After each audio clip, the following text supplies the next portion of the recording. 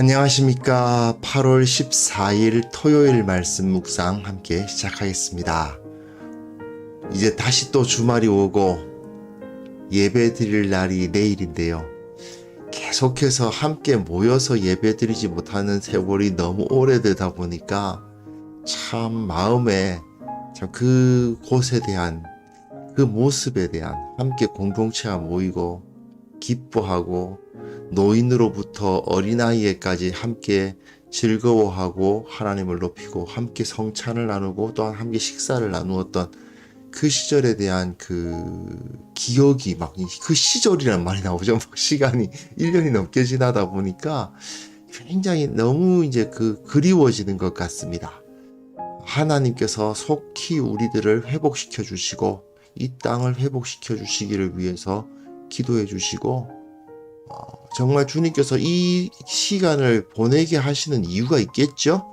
그 가운데 하나님께서 무언가 뜻하시는 바가 있으실 거라고 믿습니다. 주님께서 가장 좋은 것으로 우리에게 주시는 분이시고 또한 우리에게 말씀하시는 것을 우리가 깨달을 수만 있다면 이 모든 것이 전화위복의 계기가 될 수 있을 거라고 믿습니다.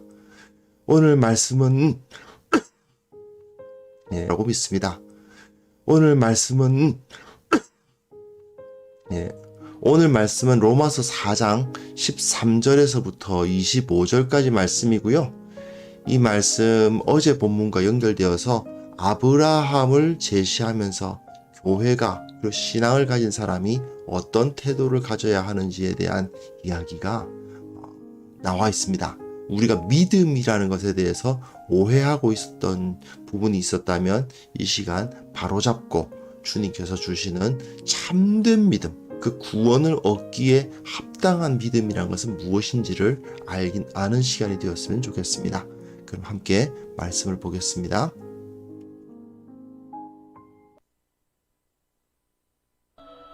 아브라함이나 그 후손에게 세상의 상속자가 되리라고 하신 언약은 율법으로 말미암은 것이 아니요 오직 믿음의 의로 말미암은 것이니라. 만일 율법에 속한 자들이 상속자이면 믿음은 헛것이 되고 약속은 파기되었느니라.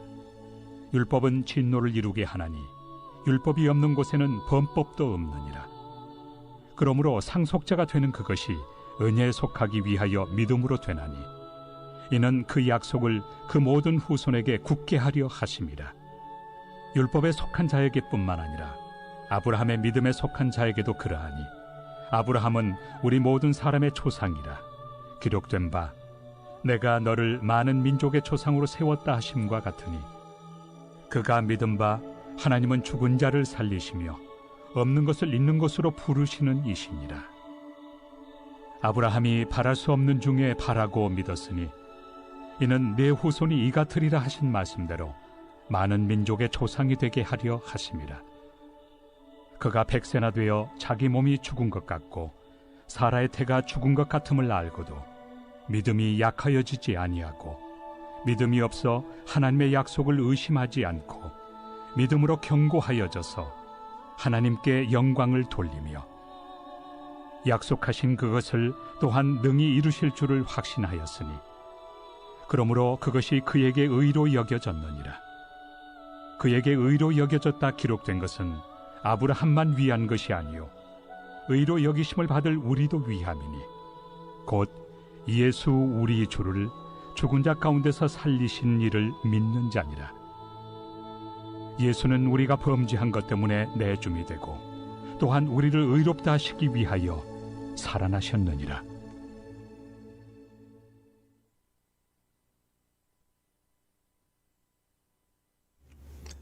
네, 많이들 아시지만 로마서의 이신칭의 그러니까 믿음으로 말미암아 의롭다함을 얻는다 하는 그 메시지가 계속해서 나오죠. 근데 문제는 우리가 이 이신칭의 믿음으로 말미암아 구원을 얻는다는 것의 참 의미에 대해서 오해하고 있는 경우가 많기 때문에 우리 로마서를 좀 잘 살펴볼 필요가 있습니다. 자, 1장 18절 처음부터 시작해서 믿음 이야기가 나오거든요. 5장까지 쭉 나오는데요. 근데 그 가운데에서 이제 믿는 사람이 구원을 얻는다라는 그 말의 참 의미, 머리로서 난 믿어, 나는 믿어 하고 하는 사람이 믿는 게 아니고, 유대인이든 헬라인이든 남녀노소 빈부 귀천을 막론하고 누구든지 믿음을 가진 사람은 구원을 얻는다, 그 말이지. 마음으로 그냥 믿는다 되뇌기만 하면 믿어진다는, 그 구원을 얻을 수 있다는 그런 이야기가 아니다 하는 걸 우리는 반드시 기억을 해야 됩니다. 그리고 이제 이 사실, 유대인만이 구원을 받는 것이 아니라 이방인들도 동일하게 하나님의 백성이 될 수 있다라는 가르침, 즉 차별이 없다. 그죠? 이 차별이 없다는 것이 굉장히 중요한데요. 이 차별이 없다는 것이 어디서 나타나느냐? 아브라함에서부터 나타난다는 거죠. 우리는 아브라함의 자손이야 라고 생각했지만, 그러나 정작 너희들은 우리들만 아브라함의 자손이다 라고 말할 수 있느냐? 그게 없다는 겁니다. 세상에서는요, 자기가 어떤 자격을 우리는 아브라함의 자손이라는 그 자격을 딱 가지고 있으면 다른 사람들이 이 자격을 쉽게 가지지 못하게 하려는 경향이 생깁니다. 왜냐하면 자기가 가지고 있는 이 자격이 의미가 있기 위해서는요, 희소성이 있어야 돼요. 그러다 보니까 다른 사람들이 그 자격을 못 갖게 만들려고 하죠. 그러다 보니 뭘 하느냐면 진입장벽이란 걸 쌓습니다. 그렇지 않습니까? 우리는 일단 처음에 이렇게 만든 다음에 다른 사람들이 우리하고 같은 존재가 되려면 너 이런 자격을 다 갖추고 우리 가운데 들어와야 돼. 안 그러면 못해. 이렇게 그 진입 장벽을 쌓습니다. 그리고 그 진입 장벽 안에 들어온 사람들끼리는 같은 자격을 가졌다고 뭐 협회를 만들고 협의회 만들고 이제 다른 사람들과 자신들을 구분하는 거죠. 이런 걸 통해 가지고 이제 뭐 우리는 이런 사람들이야 뭐 이렇게 다른 이들에게 내세우고, 이런 자격이 없는 사람들은 이런 거 하면 안 돼 이렇게 뭐 배제시키고 하는 일이 벌어집니다. 사실 바울 당시에 유대교가 딱 그랬죠. 하나님의 백성이 되려면 할례 받아야 되고 율법 지켜야 된다는 식의 상당히 이방인들로서는 높은 진입장벽을 딱 쳐버립니다. 그러고는 그 안에 있는 자기네들은 우리는 거룩한 언약 백성이야 그러는 거죠. 문제는 뭐냐 하면 자기네들이, 이 유대인들이 그 진입장벽을 넘는 건 너무 쉽습니다. 왜냐하면 그 안에서 태어나면 되니까요. 근데 유대인들은 그 안으로 들어오지 못하도록 엄청나게 높은 진입장벽을 쳐버리는 거예요. 이 참 묘한 거죠. 유대인들은 너무 거룩한 언약 백성이 되기가 쉬운데 이방인들에게는 그 조건이, 어떤 그 기회가 뭐 거의 주어지지 않는 수준으로 이렇게 만들어 놓은 겁니다. 그런데 바울은 그게 아니라는 거예요. 할례 받아야 된다, 율법을 준수해야 된다, 즉 완전히 유대인식으로 살아야 된다라는 그런 주장은 그건 하나님의 백성의 그 기준이 될 수가 없다는 것입니다. 중요한 건 믿음이야. 믿음으로 구원을 받는 거지 다른 것이 우리를 하나님의 백성 되게 하지 않는다는 거죠. 그런데 문제는 이제 유대인들은 어떻게 생각하겠습니까? 아니, 할례도 안 받고 돼지고기 먹을 거 다 먹으면서 어떻게 그냥 마음으로 믿는다는 거 하나만으로 하나님의 백성이 된다는 거야. 이렇게 반론을 제기했을 것입니다. 하나님 백성 되기 참 쉽네, 이런 공격을 했을 거죠. 하나님의 은혜가 싸구려냐? 뭐 이런 이제 공격을 하지 않았겠습니까? 그런데 바울이 지금 아브라함을 예로 들어서 말하는 구원 얻는 믿음이란 것은요, 결코 유대인들이 말하는 율법 준수보다 쉬운 것은 아니었습니다.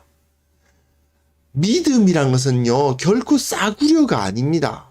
오히려 유대인들이 강조했던 그 할례 받음, 그리고 그 율법 지킴이야말로 오히려 자기네들한테는 익숙하고 쉬운 싸구려였던 것이죠. 한번 보시면요, 아브라함이나 그 후손에게 세상의 상속자가 되리라고 하신 언약은 율법으로 말미암은 것이 아니요 오직 믿음의 의로 말미암은 것이다.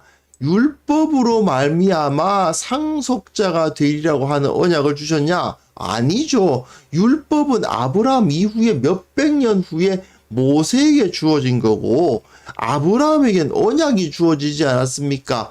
아브라함에게는 그 후손에게 세상의 상속자가 되리라고 약속을 주셨고 그러면 우리 유대인들만 상속자냐? 아니라는 거죠.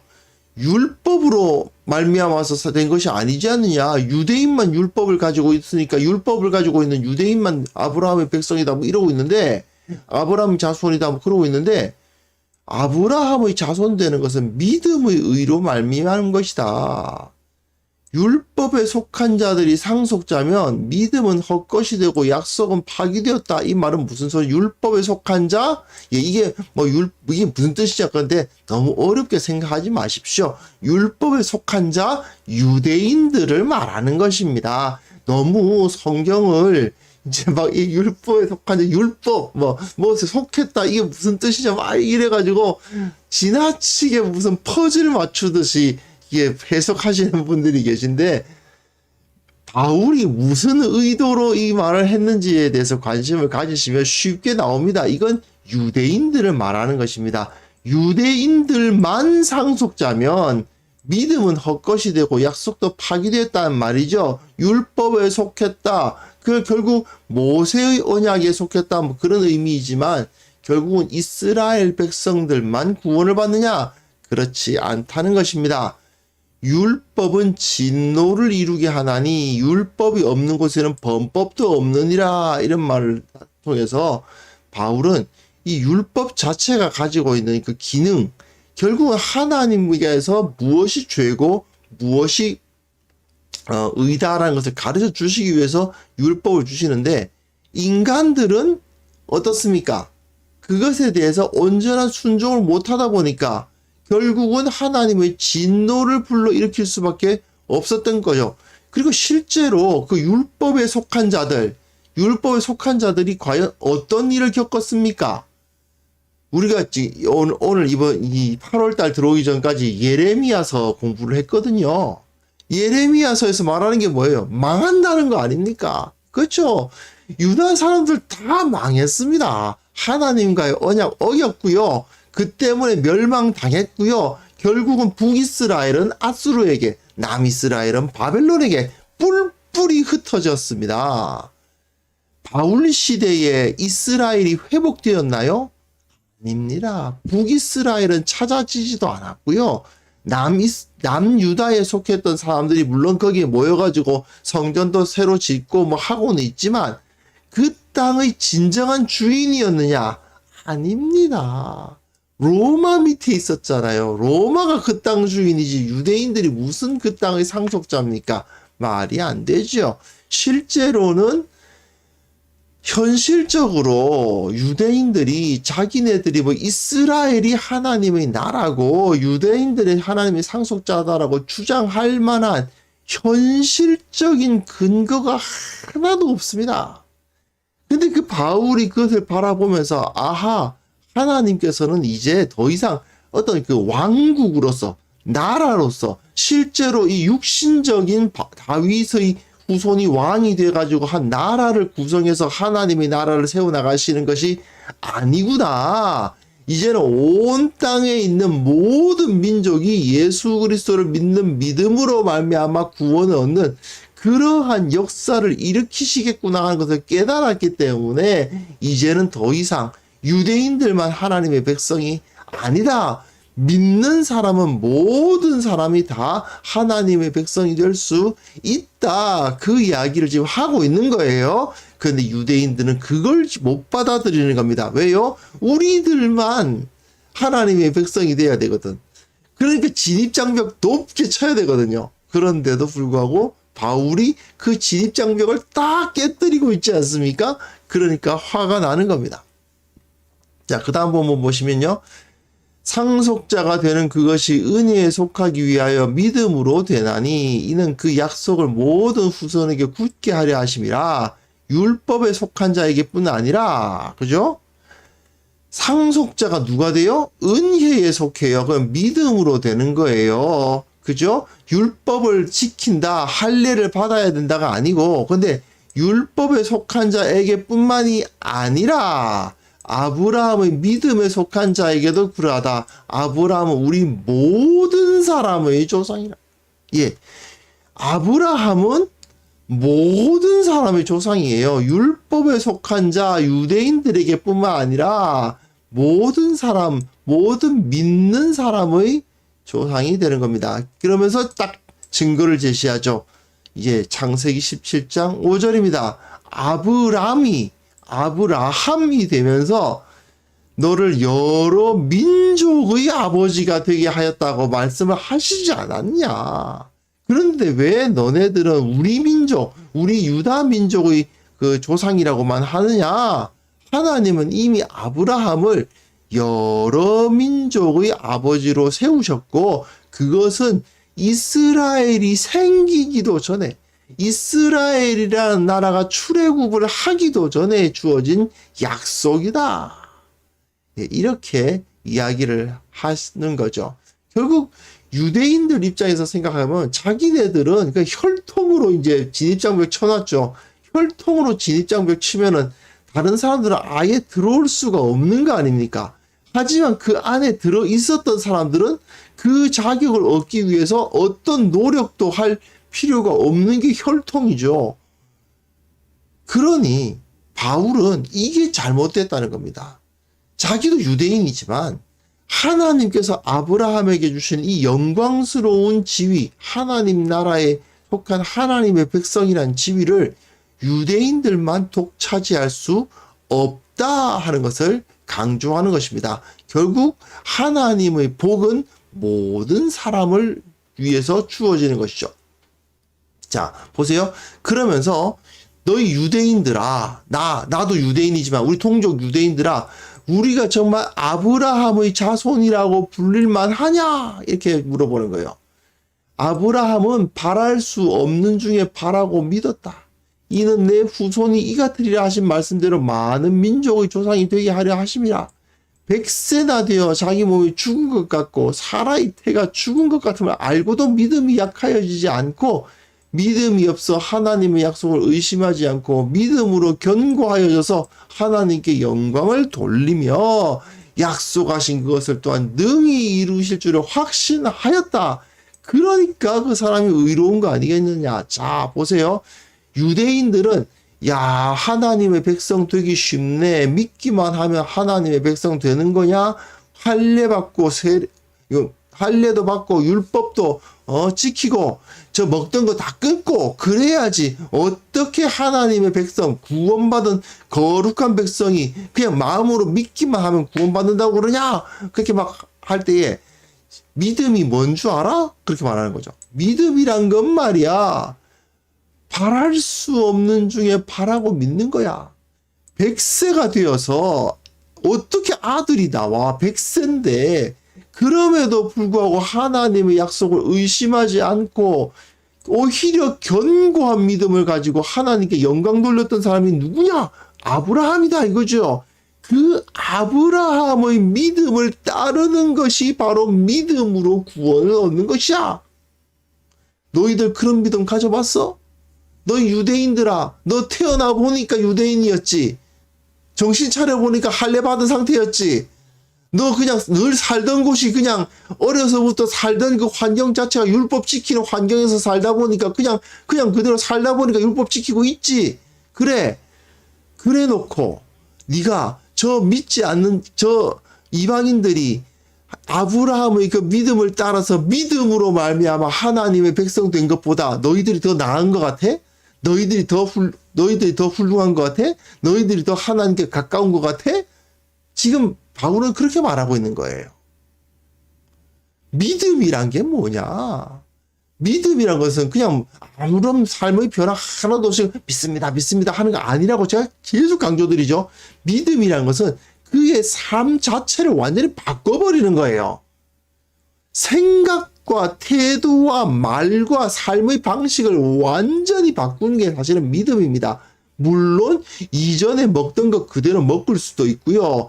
이전에 교제하던 사람들과 그대로 관계하면서 교제할 수 있지만, 그러나 그 마음 속에 있는 핵심, 마음의 중심이 완전히 바뀌는 것입니다. 그래서 믿는 사람은 어떤 모습을 가져야 되느냐? 이 아브라함과도 같은 믿음을 가져야 되는 거예요. 아브라함은 75세에, 그죠? 그 나이에 누가 자기 집을 떠납니까? 그런데도 그 나이에 자기 집을 떠나는, 대단하지 않습니까? 한번 생각해 보십시오. 내가 정말 노년에 이르기까지 같은 일을 계속하고 노년에 이르기까지 늘 살던 그 집에서 살았는데 갑자기 그때 부르심을 받았다고 그때 일어나서, 젊은 사람들은 가능해요. 젊은 사람들은 언제라도 일어나서 새로운 시도를 할 수 있고 다른 곳으로 갈 수 있지만, 나이 드신 분들은 안 되죠. 잘 안 되지 않습니까? 늘 있던 곳에 그냥 있게 돼 있어요. 그런데 아브라함은 75세인데 떨쳐 일어납니다. 자기 친족을 다 떠나고 새로운 곳으로 가는 겁니다. 도전하는 거예요. 대단하지 않습니까? 100세가 됨에도 불구하고 아들이 생길 거라고 믿었다는 거 아닙니까? 정말 대단합니다. 자, 이것이 바로 믿음이야. 할례 받고 율법 지키는 유대인들이 뭐 대단한 것을 하고 믿음만으로 구원을 받는다는 것은 하나님의 은혜를 싸구려로 만드는 것이다, 뭐 이런 식으로 주장할 자격이 없다는 것을 여기서 바울은 말하고 있는 거죠. 믿음을 가졌다는 것, 이방인들이 믿음을 가졌다는 것은 그야말로 자신의 지금까지의 삶을 송두리째 부인하고 새로운 삶을 사는 것과도 같은데, 어떻게 그 사람들이 하나님의 백성이 될 수 없다는 것이냐, 이렇게 강조하는 것입니다. 한번 생각을 해 보십시오. 이게 바로 이제 이런 모습으로 과연 우리는 믿음을 생각해 왔는가? 나의 믿음이 그저 입으로만 그냥 입으로 그냥 믿습니다 하는 게 아니고, 예수님께서 십자가에 달려서 죽으셨다가 다시 살아나셨다라는 그 사실을 내일 아침에도 동쪽에서는 해가 뜨리라는 것을 믿듯이 확신하는 것, 그걸 믿음이라고 하거든요. 그러니까 믿음을 갖기 위해서는 생각보다 훨씬 더 많은 노력과 대가 지불이 필요한 것입니다. 자, 그 다음 본문 보시면요.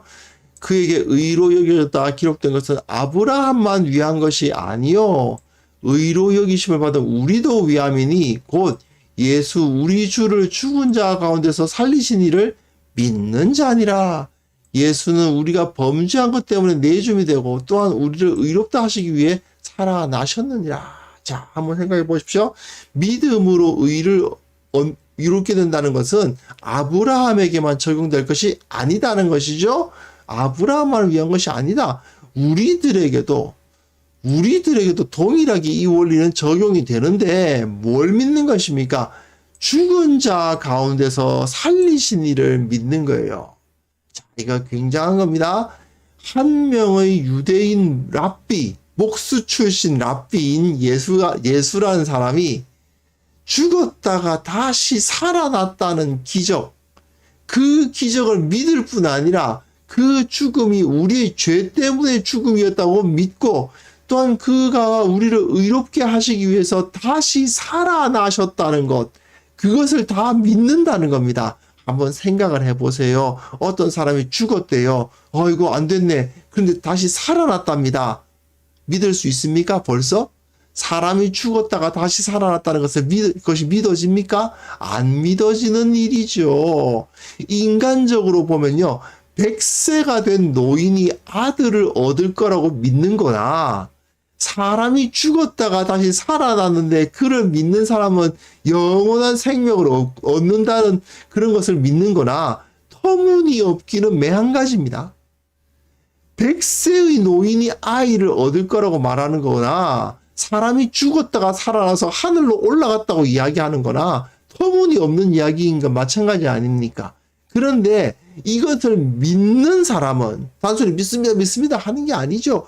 그 지식을 근거로 해서 자신의 삶이 변하는 사람은 하나님의 백성이 될 수밖에 없는 겁니다. 아브라함이 자기가 아들을 낳을 거라고 믿었다는 것도 놀라운 일이죠. 그런데요, 가만 생각해 보십시오. 예수라는 유대인 목수가 죽었는데 다시 살아났대요. 그 살아남으로 인해서 우리도 같이 살 수 있대요. 근데 그가 이제는 하늘로 올라갔다네요. 그게 믿어집니까? 믿어지시죠? 믿고 계시지 않습니까? 어떻게 이게 믿어지죠? 이거 정말 기적입니다. 이게 믿어진다는 게 기적이에요. 그렇기 때문에 이것을 믿고 이것을 나의 삶의 가장 소중한 것이라고 말하고 살아간다는 것 자체가 기적과도 같은 것이고 놀라운 것입니다. 정말 많은 것을 이것을 위해 대가 지불을 한 거라고 할 수 있죠. 그렇기 때문에 믿음으로 구원을 얻는다는 것은요, 쉽다는 뜻이 절대로 아닙니다. 교회의 역사를 살펴보십시오. 수많은 성도들이 자기 믿음을 지키기 위해서 재산을 포기하고 목숨을 포기하고 이 믿음 지키기 위해서 분투했던 역사를 보시지 않습니까? 그걸 생각하면요, 우리가 구원을 얻는 정말 구원을 얻는 하나님의 백성이 되기 위해서 얼마나 많은 대가를 지불하고 있는지를 한번 생각을 해 보세요. 이것이 바로 진정한 은혜와 믿음입니다. 우리 디트리 보네퍼라는 분이 계십니다. 그러니까 값싼 은혜 이야기하신 분이죠. 모든 그리스도인들이 그냥 믿습니다, 믿습니다 하면 그냥 믿는다고 그러고 당신은 하나님의 백성 이렇게 말해주는 정말 싸구려 은혜, 싸구려 구원, 그런 것에 대해서 디트리 보네퍼라는 분이 비판하셨던 것을 우리는 기억을 해야 됩니다. 신앙이란 건요, 매주 예배 출석하는 그 정도가 아닙니다. 하나님의 은혜를 받기에 합당한 믿음을 갖는다. 이 말은요, 내 삶의 모든 걸 다 거는 것을 의미합니다. 물론 하나님의 은혜는 공짜입니다. 그러나 그것이 가치가 없기 때문에 무료가 아닙니다. 그 누구도 살 수 없는 가치가 있는 것이기 때문에 우리에게 값없이 주어지는 것입니다. 또 우리는 또 기억해야 될 것이 교회가 말이죠. 우리들은 하나님의 백성이야 이러면서 다른 사람들에게 들어오지 못하도록 진입장벽 치는 이런 공동체가 되면 절대로 안 됩니다. 교회는 자기가 가지고 있는 이 자격, 하나님의 백성이라는 자격을 온 세상 사람들에게 다 나눠주고 싶어하는 공동체여야 되는 거예요. 그래서 이 세상의 모든 사람들이 다 우리와 같이 하나님의 백성이 되기를 바라는 그러한 공동체가 되어야 됩니다. 교회에 들어올 수 있는 진입장벽은 그가 예수 그리스도를 믿느냐 믿지 않느냐 그거 외에는 없는 겁니다. 그런데 가끔 교회에서 이런 일이 있잖아요. 우리 교회는 이제 어느 정도 엘리트들만 모이는 교회. 우리 교회는 경상도 출신들만 모이는 교회. 우리 교회는 그거 되게 많아요. 미국 같은 경우는 특히 그런 경우 있죠. 백인들만 모이는 교회, 흑인들만 모이는 교회. 이런 것들이 많은데 사실은 그것이 굉장히 교회로서는 이제 아픈 부분입니다. 잘못된 거죠. 우리의 현실적 모습은 혹시 그런 것은 없는지 진지하게 점검해 봐야 됩니다. 우리 공동체에는 진입장벽이 없는가? 우리 공동체에는 다른 사람들이 들어오지 못하게 하는 어떤 그런 것은 없는가? 깊이 생각해보고 하나님 앞에서 우리가 온전해지기를 위해서 기도했으면 좋겠습니다. 우리가 참된 믿음을 갖고 정말 그 믿음을 합당한 대가를 지불하게 하소서. 이 교회가 세상 기준에 의해서 사람들을 차별하거나 평가하는 그런 일이 결코 없도록 도와주옵소서. 함께 기도하겠습니다.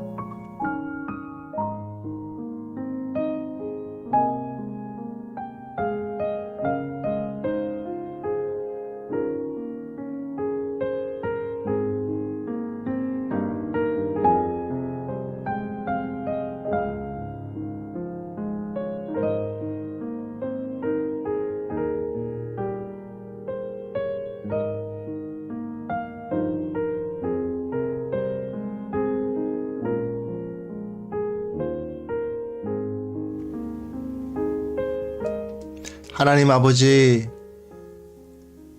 우리의 믿음이 결코 값싼 믿음, 싸구려 믿음이 될 수 없음을 다시 한번 철저하게 기억하게 하시고, 우리가 구원을 얻기에 합당한 자로서 마땅히 치러야 할 대가 치르기를 주저하지 않는, 두려워하지 않는 자들이 되게 하여 주시옵소서. 주님을 위해서 내 생을 바치겠노라. 내 삶이 주님의 것이다. 예수 그리스도께서 나의 인생의 왕이시고 주님께서 내 인생 모든 것을 가지신 주인이시다라고 고백하는 그러한 참된 신앙인들이 다 될 수 있도록 도와주시기를 원하옵고 바랍니다. 또한 원하옵기는 혹시라도 우리 교회 내에 세상의 기준이 들어와 있지는 않은지 우리가 바라보게 하여 주시고, 서로를 차별하거나 평가하거나 서로를 밀어내는 그런 일이 있지 않도록 모든 사람에게 열려져 있는 공동체가 될 수 있도록 우리의 마음을 열어 주옵소서. 교회 안에 들어오는데 예수 그리스도의 이름 외에는 어떠한 진입장벽도 존재하지 않는 그러한 공동체로서 우리 모든 교회가, 이 땅의 모든 교회가 변화될 수 있도록 도와주시옵소서. 또한 원하옵기는 이 땅의 모든 교회들이 온 세상의 모든 백성들을 구원하기 위해서 마음문을 열고 저들에게 복음을 전하고 선교사들을 파송하고 그 지역에 각 민족에 하나님의 나라를 세워나가기 위해서 최선을 다하는 그런 교회들이 다 될 수 있도록 도와주시기를 원하옵고 바랍니다. 내가 받은 이 은혜, 내가 받은 이 구원, 내가 받은 이 영원한 생명을 나만 가질 수는 없노라.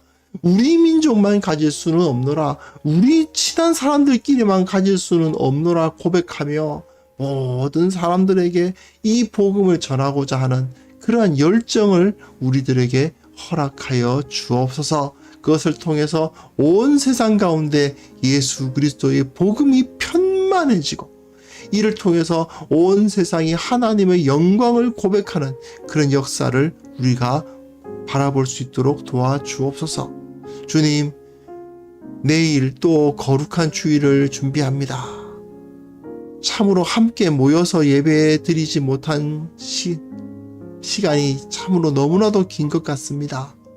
주님께서 우리를 불쌍히 여기셔서 우리를 다시 한번 모여서 주님을 높이는 그러한 기회를 허락하여 주시고, 주께서 주시는 그 은혜가 우리 가운데 충만하여져서 어디에서 어떤 모습으로 예배하든지 주께서 주시는 그 물붓듯이 부으시는 그 은혜를 체험하는 우리 모두가 되게 하여 주옵소서.